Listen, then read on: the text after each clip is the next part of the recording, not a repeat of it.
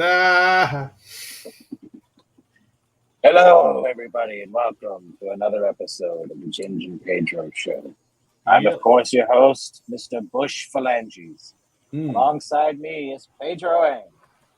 Bush Phalanges sounds like somebody who sells fried chicken for some reason. I don't know.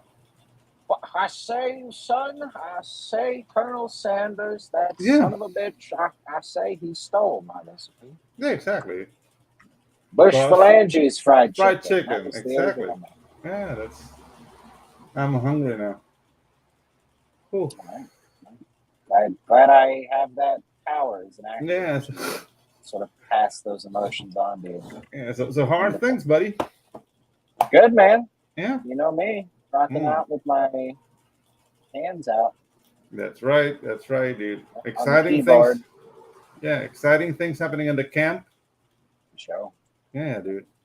We got... Oh, yeah. You go ahead. You were going to say something. I was. We do have... I'm going to drop the link in the chat just before we get started. Oh, yeah. Our next project, buddy. Let me go ahead and share this real quick. Yeah.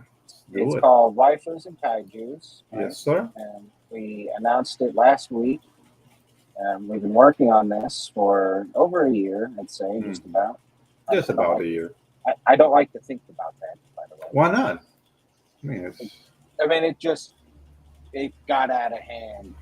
Hey, dude, I mean, there's 6 really good reasons to back this book, and they're showing right now. So, is that...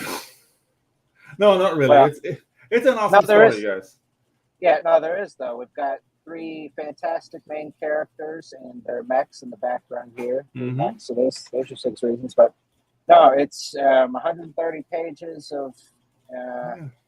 everything. It's got a little bit of everything. It's certainly there's beautiful women, but it's also a character story.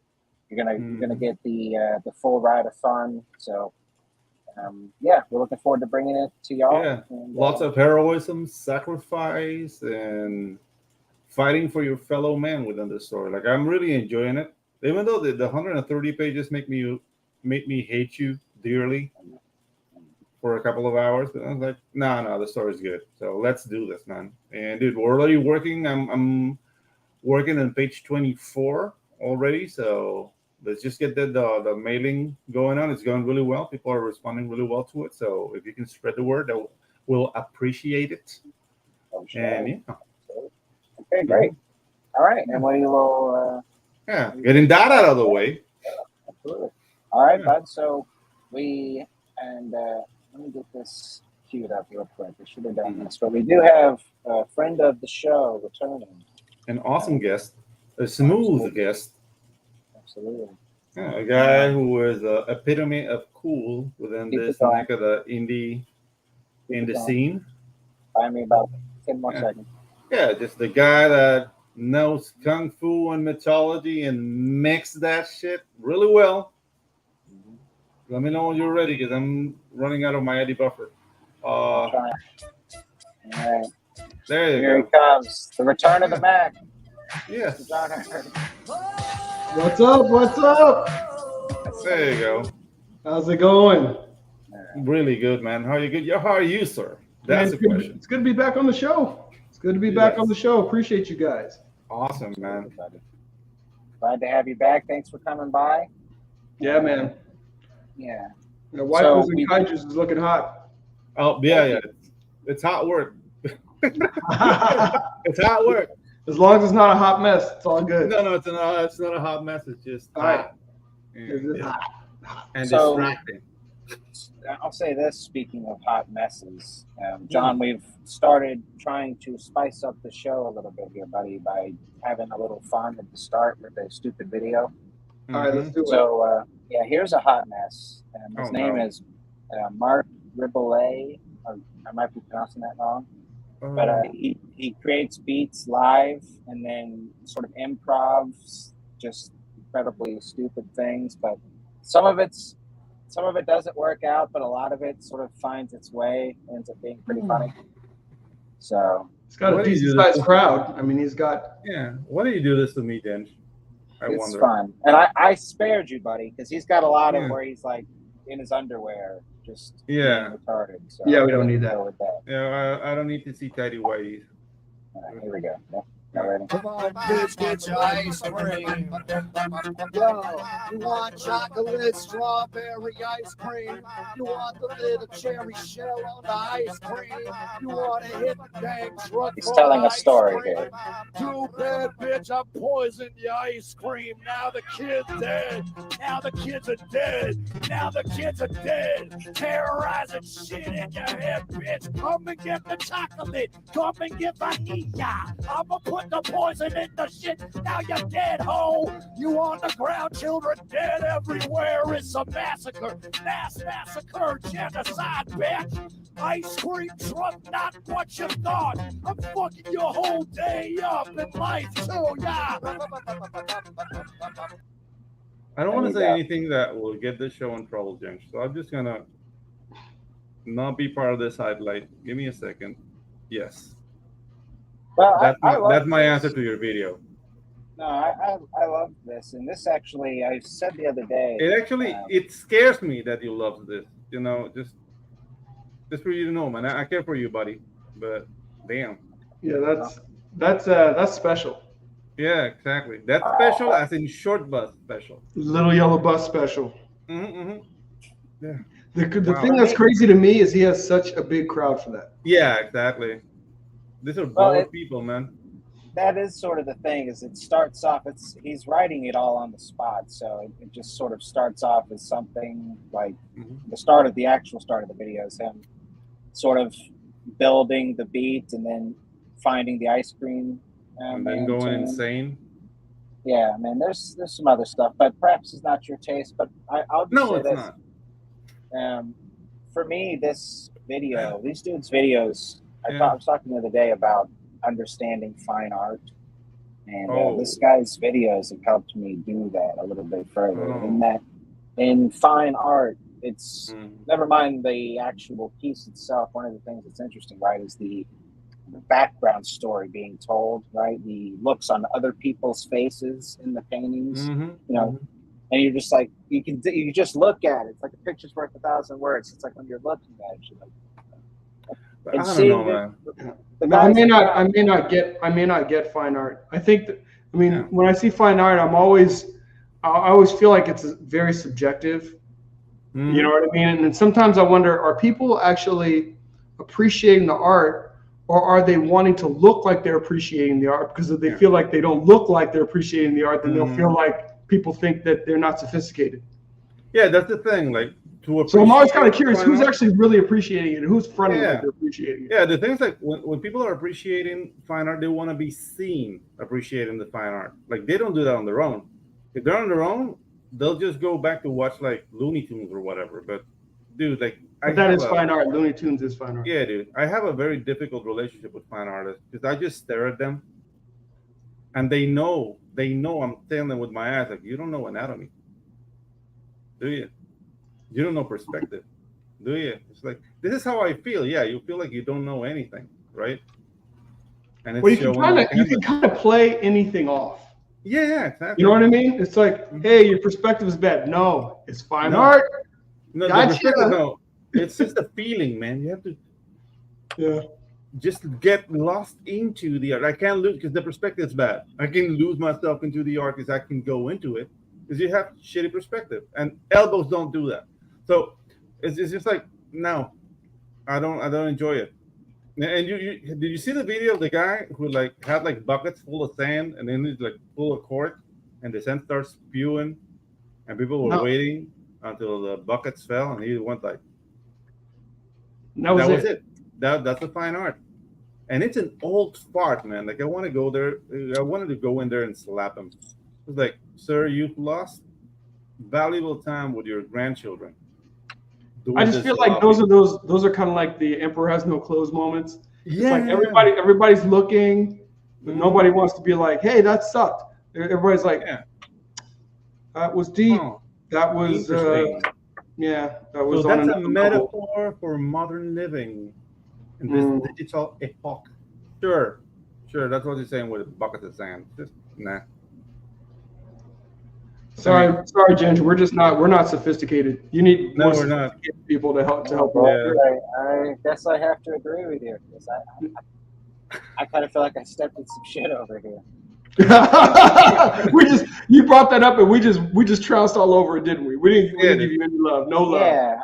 I didn't even quite get to my point, but that's all right. Guys. Get your point. I feel like I ruined the whole show. Come on here. I'll snap for you. Come on. Drop a bomb on there. Go ahead. Do your thing, brother. Yeah. Come on, James. I'll snap for you. No. The point though is that when I said fine art, I think I might have misspoke. I mean more like classical fine art. I don't like today's buckets of sand or like the line on a page on the canvas. Yeah, the line on the canvas. Yeah, so that's just a tax write-off, right? Mm-hmm. I mean like old classical art where it's these scenes where yes, they're basically telling a story in one panel and the focus is on something else really. But when you look at the background and you see all these different people's reactions to things. Yeah, you're talking like Goya and those guys, right? Well, I just mean specifically that phenomenon and watching. It just took me a while. The same reason it took me a while to understand photography. This was also one of those things that helped. But it's like one of the things that's fun about this video for me is, well, yes, I like the tune. It's stupid, and I'm a dumbass, so there's that. But one of the things that's fun is you can watch everybody's face as they're listening to the song. And if you just scan through, it is to me at times some of the people's facial reactions when it's paused, it's like, that could be a painting. And it would be funny that way. So that's all. Anyways. Okay. Great. Sorry, man, we ruined your piece, bro. Sorry, man. I'm confused.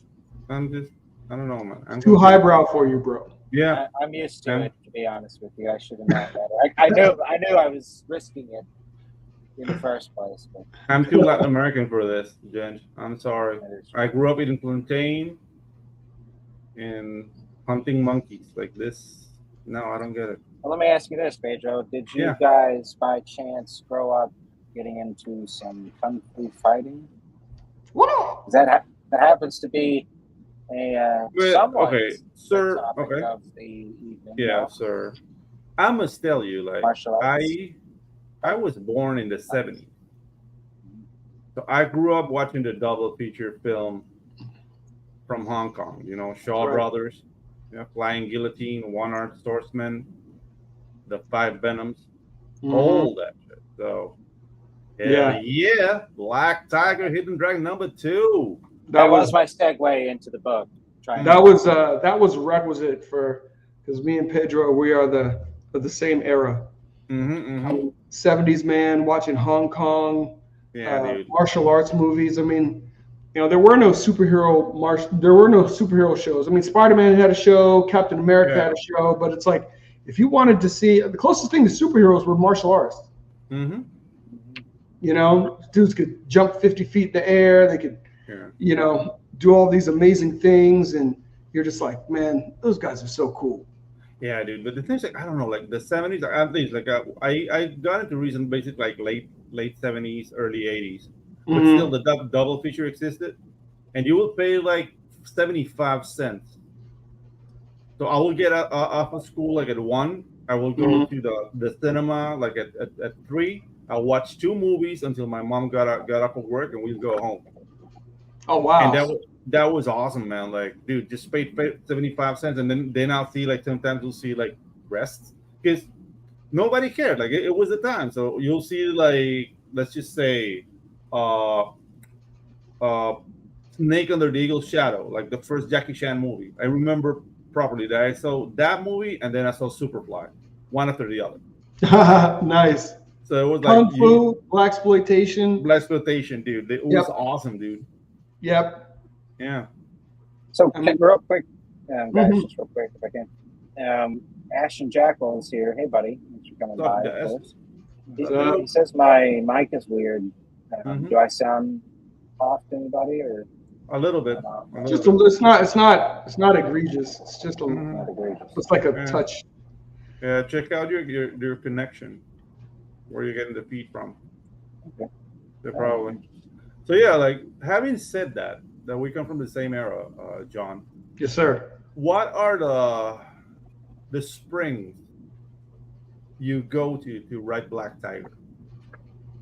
Oh man, those springs well up within me, man. I mean, I love comics. That's my first love. That's the first medium I fell in love with for comics. I mean, there were TV shows on, things like that. I mean, they could capture my attention a little bit, but comics are responsible for me reading. Yeah. That's the reason my mom. That's the reason my mom bought me comics, because I was like, I didn't want to read anything. So I first picked up comics, and with good storytelling, and there was such good storytelling in the 70s and the 80s, you could probably get 85-90% of the story just by what's the flow of the panels. But then I realized, it's like, if I really want to know what's going on, I actually got to read this stuff. and reading those books, I mean, it sounds silly, but those guys were really truly auteurs. Those guys, they were scribes. I mean, I had a dictionary with me when I would be reading those books. And my mom would be like, "You're looking up words?" And then I showed her some of the books. I mean, it's not lowbrow material like people think. Those books were very well written. They were written almost kind of Tolkien-esque, because, I mean, the level of descriptions that you would get within the panels, it was so deep, and they didn't pull any stops. They didn't act like they were writing for 8-year-olds or 10-year-olds. Yeah. They wrote as if they were writing for adults. I mean, the content, for us, when we think of adult literature, we think of something that just like overflowing with sex or overflowing with violence. Yeah, exactly. But the thing is, they wrote at a much higher grade level, so to speak. Yeah, the concepts. So they wrote material that was accessible to everybody. So I could pick it up as a kid, and there were some things that I didn't get. There's some parts of stories I didn't get until I was much older, and I went back and reread them. Like, what's going on? Oh my goodness. Yeah, like for example, my Looney Tunes. It's like watching Looney Tunes back in the day. I wouldn't get all. Then I got older, and I was like, oh, that's messed up. Okay. Oh, Pepe Le Pew is a freaking I know. Yeah. But I mean, because this happened to me. Like my parents will like screw up and give a 10-year-old kid like a savage sort of Conan. Like, here you go, read this, because they didn't know. It's like, oh, it's comic book, it's drawing. So did you like got any like subversive, or I was like, this is too advanced for me, and you noticed book? Oh man, I got some material that was way too advanced for me in a number of different ways. I mean, I did pick up, but the thing is, it got me reading. So I started reading Robert E. Howard. Because you pick up. I picked up. There were in comics, the diversity in comics back then, it was very broad. So I mean, I picked up war comics. And that started getting me interested. I was like, okay, is this actually factual, or is this just kind of riffing off of something that happened? So it got me interested in other things. Yeah. What kind of I picked up heavy metal at a young age, man. Yeah, but what kind of war? We're talking like Sergeant Rock or Terry and the Pirates, or so I picked up Sergeant Rock, but DC also had a book called All Out War. Okay. And All Out War basically was almost like vignettes. So you would get different vignettes from different wars, and they would tell it from the perspective of a particular character. So it wasn't like your conventional comic where you had, okay, well, this is Superman's book. You pick up All Out War, and you don't know. It may be a World War II story, maybe a Vietnam story. It's it may be like reading from a diary of a soldier. Cool. And that's pretty much how they did it. And it was. It opened up the medium to me, because sometimes they wrote it almost like, it was almost like a character's epilogue. So like some of them, it was like basically, this was the last thing that this character wrote before dying in battle, or other ones were kind of recounting to their grandkids, So it just gave me an appreciation for the breadth of the medium. And I was like, this has to be the greatest medium there is, because the different styles of storytelling too. Because the thing that people say, like, it's always superheroes, but no, like the storytelling within comic book is just broad. Like you can say whatever you want to say within the medium, and getting that kind of narrative, like a retrospective from a diary of a guy who's dead. That concept for a 12-year-old, 10-year-old is like, okay, what's really happening? Like, maybe you won't get everything at the moment. Like, hey, the pictures are cool. Hey, he did this, whatever. When you get older and you remember it, that's right. Like, it's almost like your own memory. You know what I mean? And that's something that's really valuable about this medium and about storytelling in general, I think. Absolutely. Yeah. And that's why I think it is the best medium. You know, because you can tell any story. You're not constrained. Well, your constraints are whatever. For me, I can't draw, so I mean, it's like I need to be able to hire an artist, but it's the page rate.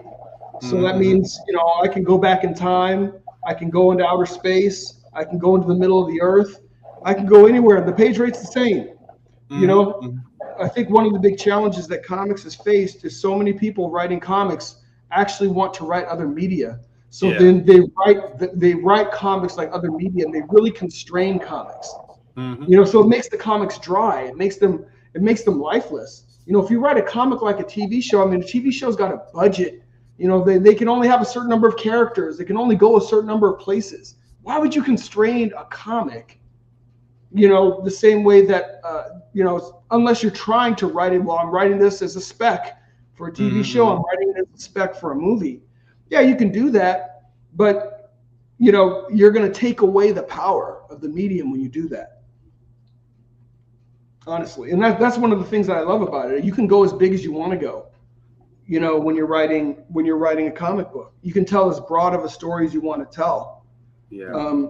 And you can, the power of it is you can also, I think it enables you when you're looking at a story, you know, even subjects that can be sensitive, it's easier for you to take a step back and look at it as a third party. And this was one of the biggest powers of comics, was the ability to present things, not tell you what to think.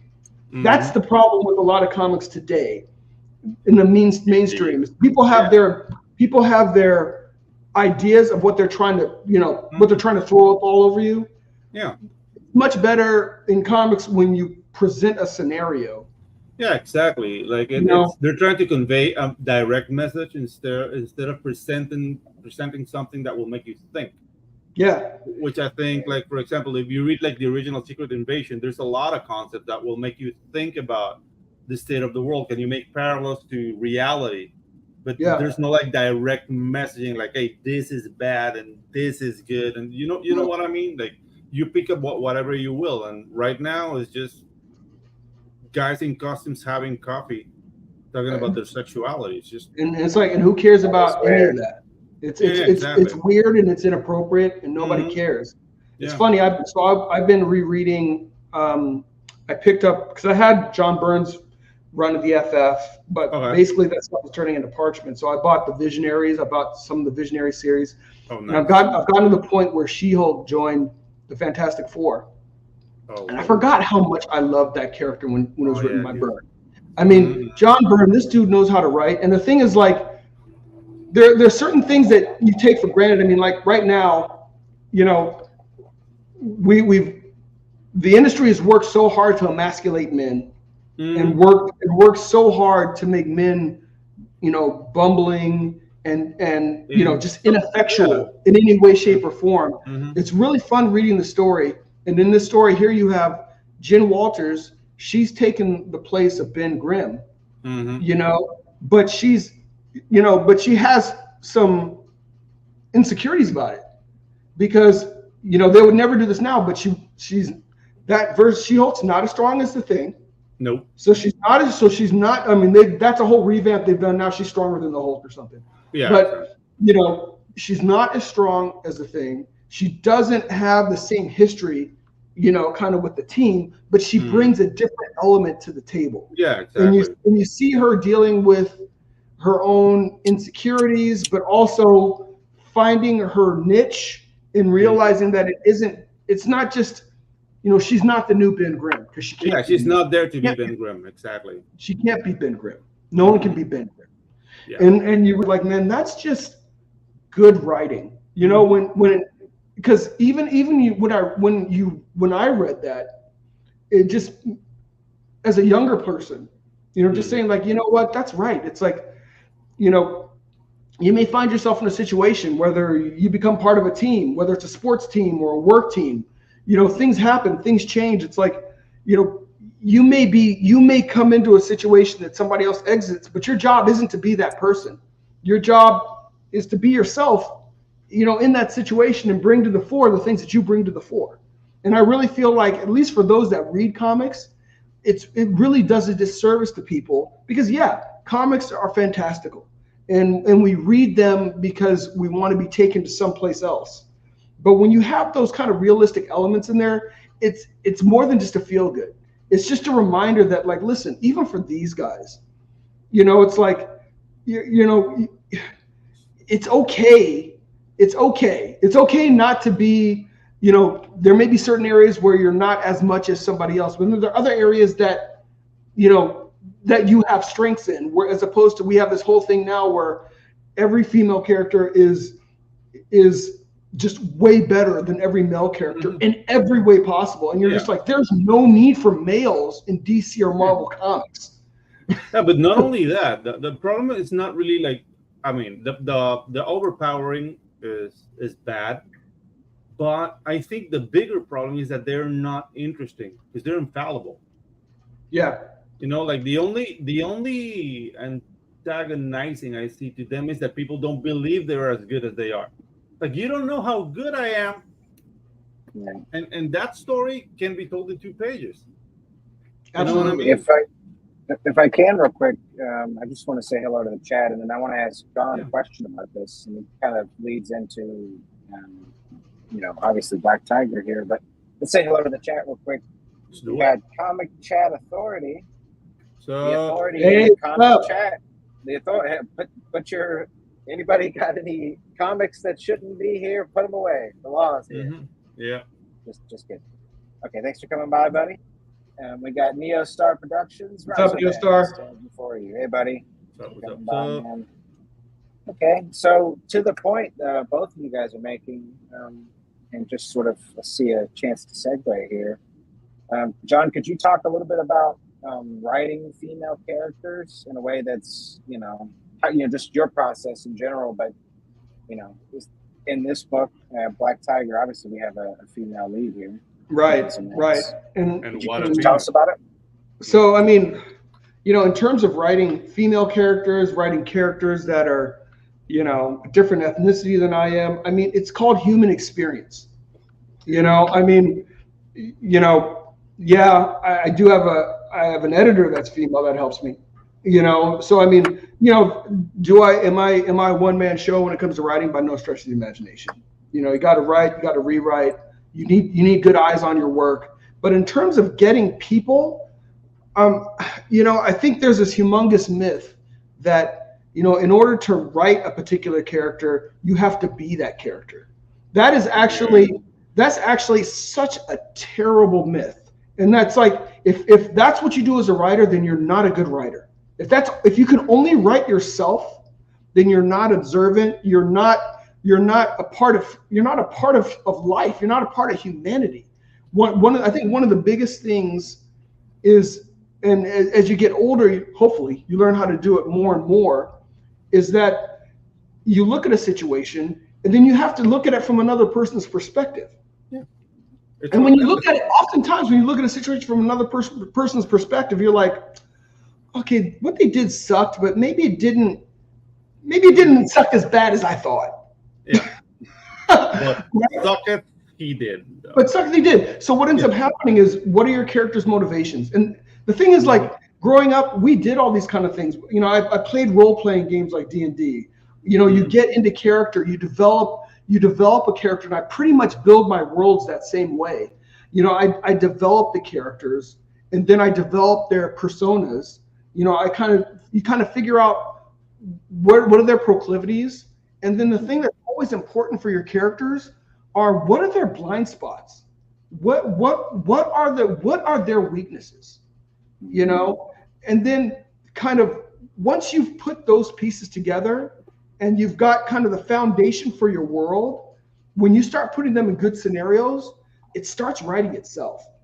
Because certain people, when they have certain proclivities, it's like they should do this, but they're gonna do that. They're gonna do that. Right. And it's a matter of, okay, well, yeah, you want to be able to move the story forward, but you also, and this is a big thing for me about why I've come to enjoy things like manga. It's like, yeah, it has a different aesthetic. Like the Japanese aesthetic is very different. But the thing that I appreciate about it is the character development and the character growth.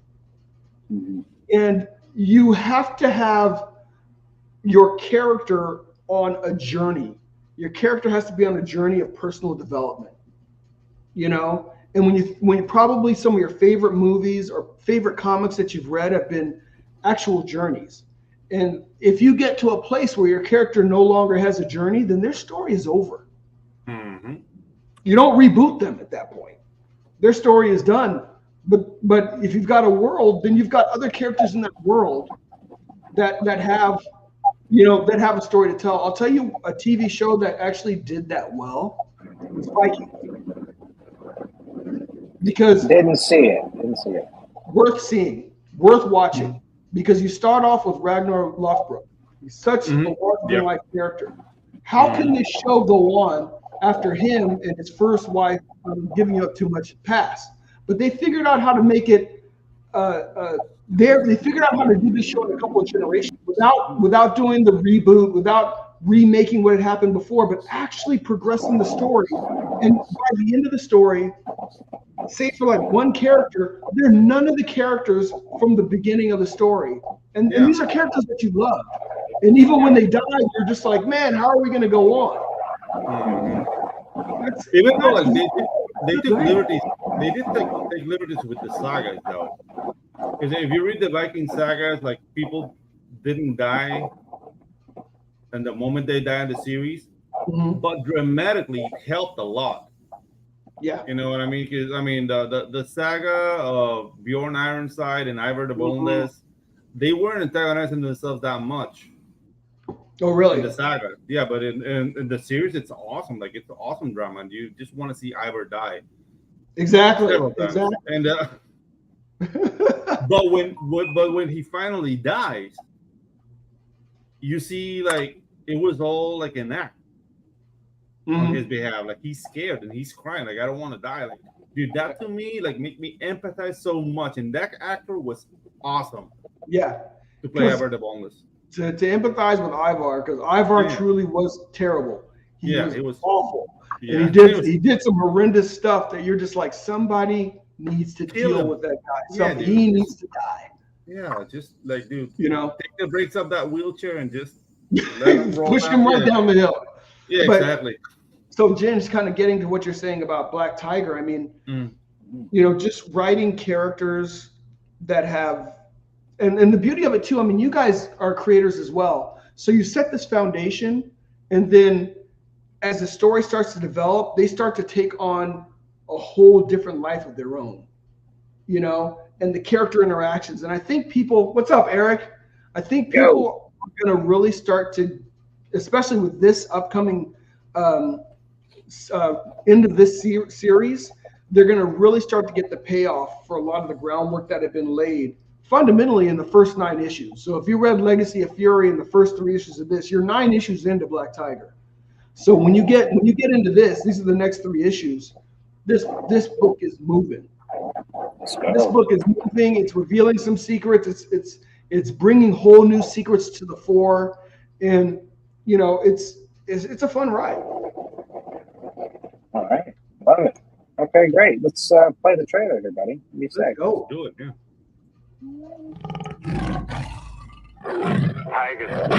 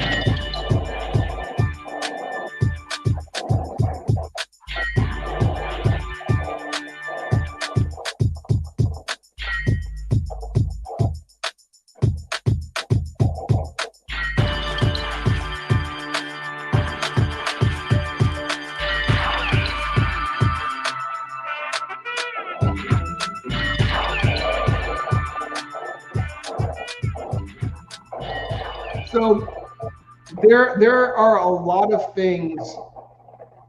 There are a lot of elements from this story. So I've introduced different characters like the 5 Fingers of Death, this ninja Onryu. So they got introduced earlier, but you saw them in the context of how awesome they were in other regards. You know, I mean, they have this drag out like the 5 Fingers of Death. They take out the Organizacja, basically these bionic Russians. They do all these other things, but now you get to see Black Tiger have her first encounter with the 5 Fingers of Death, and you go, oh my gosh, these guys, they're not to be messed with. Nice. You know, these dudes are not to be messed with. You know, so there's just it's a really fun journey that you get to go on here. You get to get exposed to some of the history that actually is back from feudal Japan. So there's a big segment of the story that actually happens in feudal Japan, and you get to see some pointing towards some of the origins of Black Tiger. You get to see some of the connectivity to ancient Mayan culture. So she ends up going to this ziggurat, and a whole bunch of other things get revealed there. I don't want to reveal too much, but I want people to know that this is, I mean, we're really taking off. We're really taking off with the story. You guys know the characters if you've gotten into the first 9 issues, and if not, there'll be a catch up so that you can get into those other characters. And man, I mean, without revealing any spoilers, this story, Rod's artwork gets better and better and better, and some of these elements he is directly responsible for. There were just some things that he wanted to see, and I was just like, you know what, we're doing this book, why can't we? You know, so you're gonna see you're gonna see some pretty cool stuff. It's real quick. We got Jay in the chat here. Jay, hey Jay, what's up? He says with a fun little says, yo, what's up everyone? Just a quick yo and go. I haven't heard that. Appreciate you popping in, Jay. Appreciate you popping in, man. Okay, so great. So with the book, it's going to be basically 88 pages. You know what? I'm thinking about. I have a good chunk of the campaign already put together. I don't mind sharing that page with you guys. Oh shit. You know, so you can get some first time looks at some of this stuff. So let me go on in here. I've been called a looky-loo before. So right, a lucky looker, yeah, just a looky-loo. Let me get you a link, and then we will go for a little ride on this campaign. You want to get nuts? Let's get nuts. Let's get nuts. Oh man, such a waste. Okay. Awesome. Neostar says, I'm sufficiently hyped. Can't wait to read it. Yeah. Neostar's my boy. All right, John. Well, I'm gonna give you Neostar. I'm gonna give you another little sneak peek in there, and my dude Eric, the Guapo's here, so I definitely got to give him a quick look see at some of this awesomeness that is coming.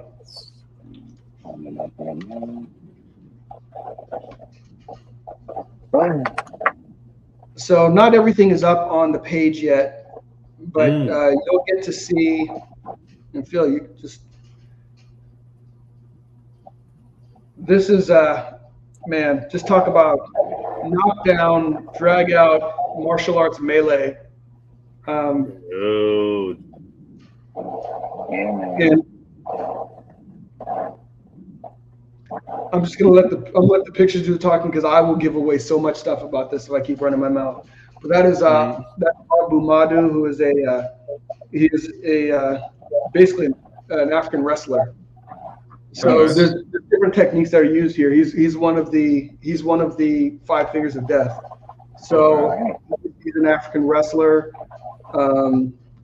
But it's inspired by any like Mexican tribe in particular. For Agbumadu.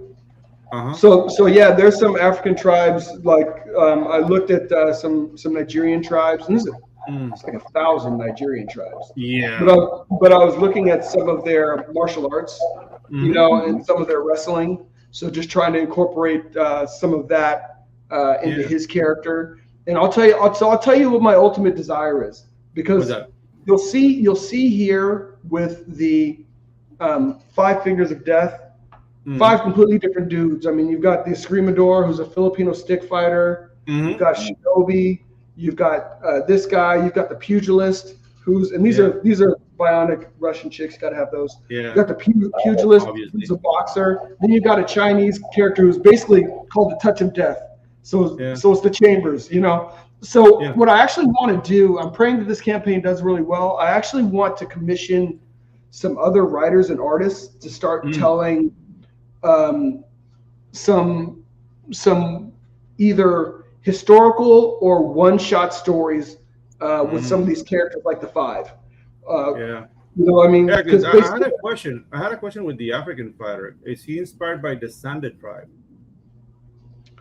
Not that tribe in particular. Okay, because the tunic he has, it's definitely Sanded. Agreed. If he has like a pinga sword. So the look very much so. The look very much so. Because it's just, I mean, it's one of the things I wanted to do with the looks. I wanted to make it very apparent, as much as possible. When you look at these guys, I mean, they're 5, but they're absolutely different. They're deadly in their own right, with 5 different, basically, 5 different styles, completely different styles of fighting. And then, of course, later on in the book, there's a Brazilian master of capoeira. Oh, nice.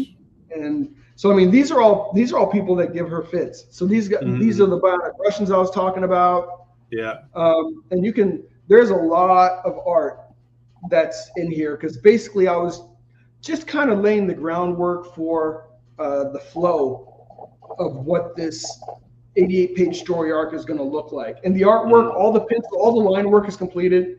Awesome. 2/3 of the colors are already completed. 2/3 done. 2/3 of the letters are already completed. So my hope is campaign starting in September, to have the production completed, if not almost completed. So definitely by the time the campaign is over, I want to already have kind of done all the work with the printer and be ready to get these. And this is the Metahuman Activity Division. You have hybrid mutants too? Bro, you know me. These are all the different things that I love. So this is like Savage Dragon a little bit here. He's getting the business too. In this city, there is a contingent of metahumans, and it's definitely my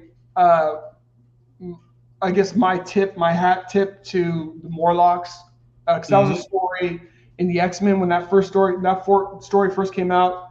That story just impacted me just like so amazingly. I mean, I had no idea what was coming. I mean, it had Angel on the cover, and he was basically,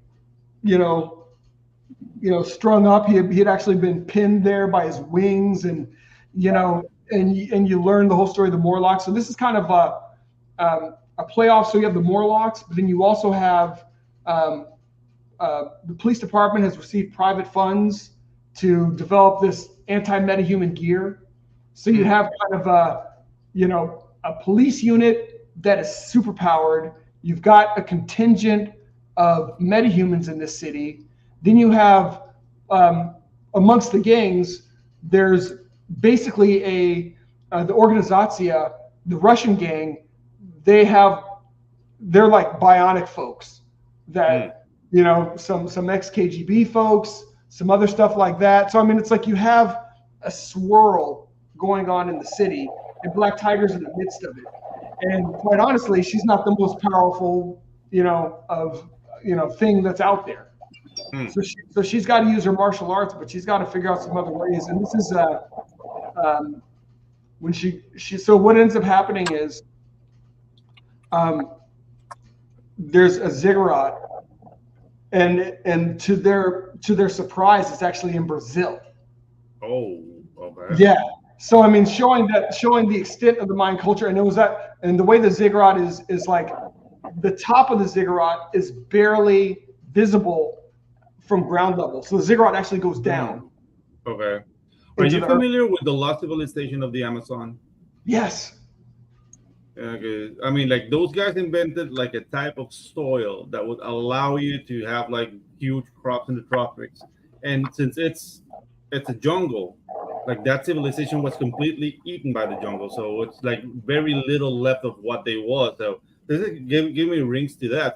That's the thing, guys. Like you can grab little snips of reality and just work on that to give gravitas to your story, man. Like this is awesome. Like I want to read this so bad. And oftentimes, baby. Those are the foundations that really make the stories fun. Mm-hmm. You know, so really, diving into Mayan culture, and they literally, go deep into the ziggurat to reveal some secrets. All part of the mysteries that are being revealed. Man, I'm really enjoying this kind of the direction, that we've been able to go with the story. Yeah. Hey, what's up, Itchy Five? Hey, what's up, Big This? Yo, brother. Thanks for coming by, sir. Yeah. Nia starts digging it, man. Yeah, so I mean, so this is.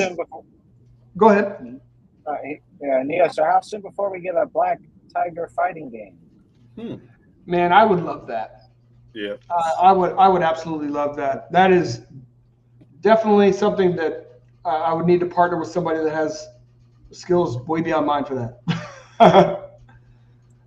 I mean, but I'll tell you, I mean, the way the community is growing, I mean, these things definitely could happen. And this is, as I was talking about, as you delve into some of the history of the Black Tiger.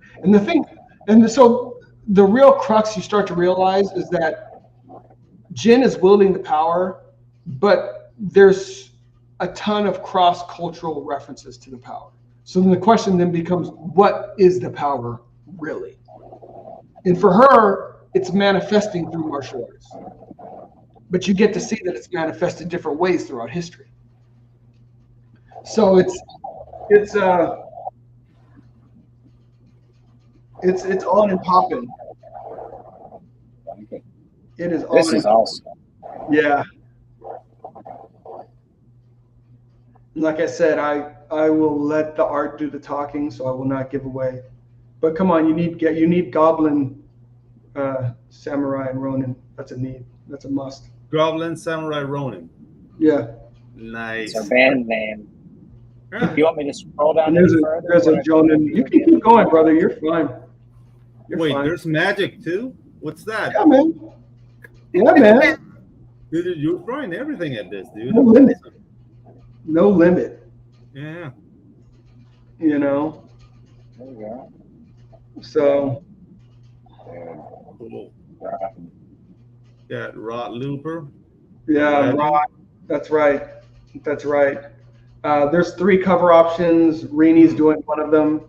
Cool. Rod has done a cover, and Guy Eduardo Vieira, who I've worked with for a very long time, he's provided a cover as well. No picture though. I don't trust him. No, it's I know. I'm like, and he still hasn't sent me a picture. I'm like, come on, man. Does he really exist? Does he really exist? Yeah, is he an avatar? Like, I don't know, man. Come on, Ricardo. Eduardo, get on it.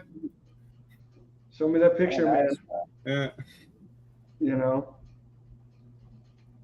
It's Marco de la Verde. Can you go back?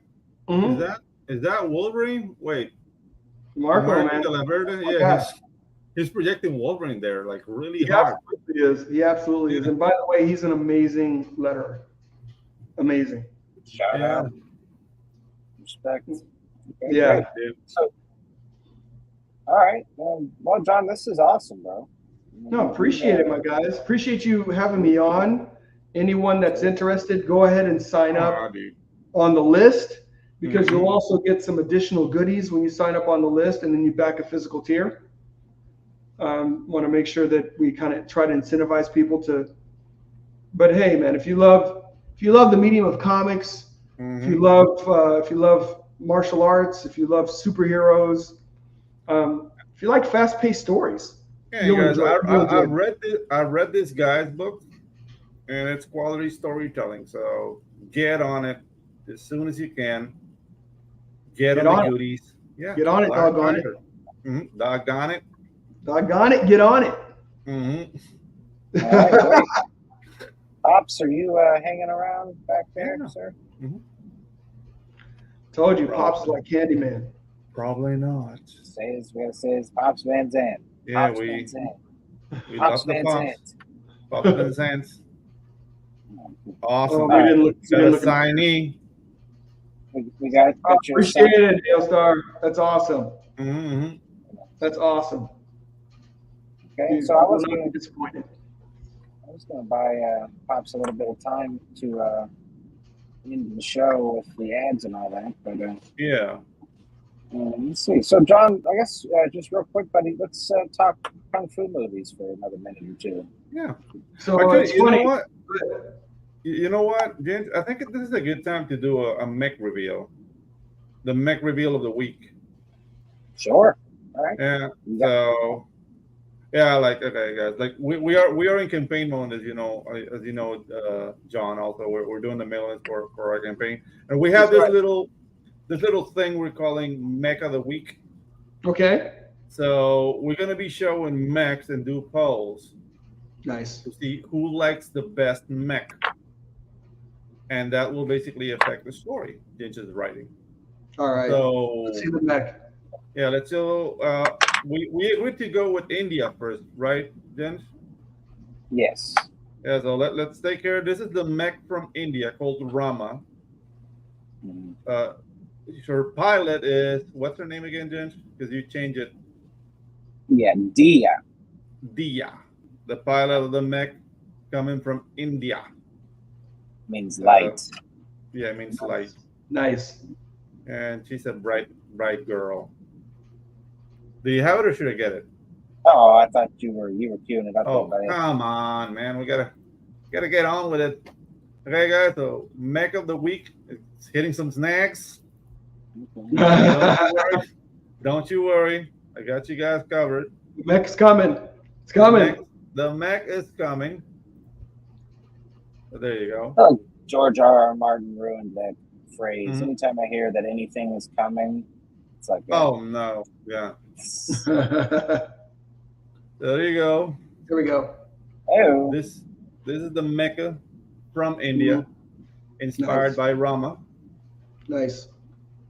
The god, and this is So I'm not trying to get you to reveal anything about your story, but is there something such that, and I hope there is, that like only waifus can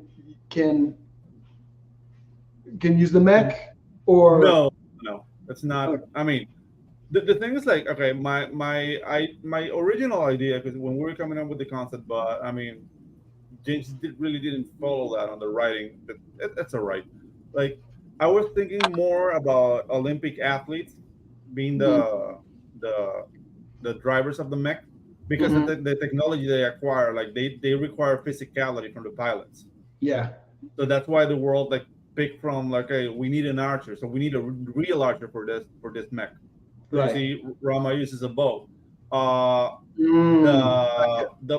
The pilot from Ireland, she's like a really strong track and field athlete. Okay. She's the strongest, the redhead of our little Charlie's Angels. The redhead, yeah. And the American pilot, Jackie, she's a marksman. So all the mechs will cater to the strengths of the pilot. There's another American pilot that's a boxer. And this is like all out Mike Tyson. So the mechs are gonna be like following the physicality of the pilot. Oh, I like that. I like that a lot. So yeah, like here, her name again? It's sorry. Dia. It's an archer, so that affects how Rama fights. Okay, that's cool. Mm-hmm. So yeah, guys, every week we're gonna be revealing like at the end we're gonna do a poll like which mech wins, and you just pick your favorite. So this is the mech of the week. That's cool, mech. Well done, guys. Oh, thank you. Thank you, sir. Mm-hmm. All right, gang. So I did drop that link out there. Yeah. We also have John's link, of course. So for everyone out there in TV land, if you would be so kind. Yeah, dude. Great books coming our way. Black Tiger, Hidden Dragon, Volume 2. It's 88 pages, right? 88 pages. That's 88 right. pages. Yeah. Yeah, this wonderful. Awesome action. If you like Kung Fu, Kung who Fu. doesn't? And who doesn't? Just your Kung Fu is good, but mine is better. Mine's better. You spilled my soup. Prepare to die. Dude, I just love those movies. I watched an old Jackie Chan. I watched an old Jet Li movie last weekend. Which one? I forgot what it was. I forgot the name of it, but the premise was like he's the oldest of like 10 sons, and they all do, and they're all Shaolin. And dude, the other guy he has nothing but daughters, and they're all Wu-Tang. Yeah. And they live on the other side of this bridge from each other. So I mean, it's like, they're trying to hook up with the girls. It's very campy, very fun, great martial arts. So it's.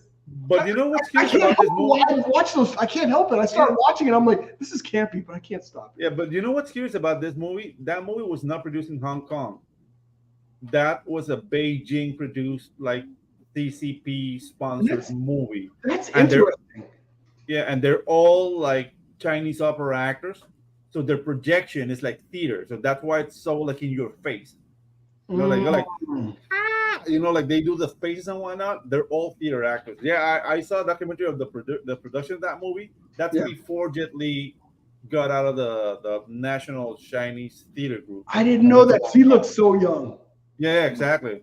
Dude, this is like Kung Fu history, man. I mean, if you go like Shaw Brothers, like it's way older, but dude, like that's awesome, man. Awesome. Yeah. That's way before Iron Monkey. Oh yeah. Which is like the first like Jet Li movie I saw was Iron Monkey 1. And I'm watching that tonight. I think the first one I saw was Once Upon a Time in China. Oh yeah. That's a good one too. Yeah, Wong Fei Hong. I love that. Mm-hmm. Yeah. That's my stuff. Okay, now I'm gonna have to go watch some. All right, that's the thing, dude. Yeah. No, on that note, I think Pops is here to go ahead and run the ads. So we'll go ahead and call it an episode. But John, thanks again, buddy, for popping in, bud. Thank you for popping in. Thank you guys. You guys are awesome. I appreciate you guys. Your show is awesome. Hey, you guys, make sure you're down with Waifus and Kaijus. It looks dope.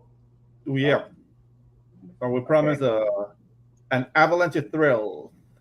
Yes. Lots of action. There's even some. There's a bit of mystery. There's some stealthiness involved. There's lots of fighting. Lots of. You'll be screaming, "Snake!" Dang, dang, dang, dang, dang, dang. That is one of my favorite games of all time. And actually, writing this week, I was sort of, I had that soundtrack playing. Okay, but were you channeling Metal Gear Solid or Sons of Liberty? Because this is very important. Well, Sons of Liberty. That was actually my first PlayStation 2 game. Yeah, wow, because that's not really Snake, That's Raiden. Yeah, it's a whole convoluted timeline, but the games themselves are just dude. Okay, Pops. As long as you know, I'm ready to get the hell out of here. Yeah, let's get out of here. Okay, I gave him a shot then. Okay, everybody, we got Odin next week with Kill Them Dead. So, nice. That's going to be a hell of a conversation. Lots of music and art. Okay, all right, everybody. Peace. All right.